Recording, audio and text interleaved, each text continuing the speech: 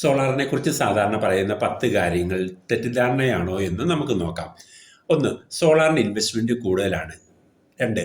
മഴക്കാലത്ത് സോളാറിൽ നിന്നും വൈദ്യുതി കുറവാണ്. 3. വൈദ്യുതിക്ക് വേണ്ടി ഉപയോഗിക്കുന്നതാണ് സോളാർ ലാഭകരം.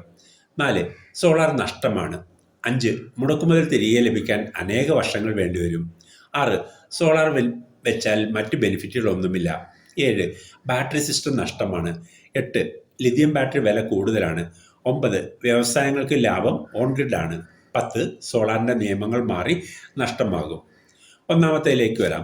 സോളാറിന് ഇൻവെസ്റ്റ്മെന്റ് കൂടുതലാണെന്ന് പൊതുവെ ആളുകൾ പറയുന്നു.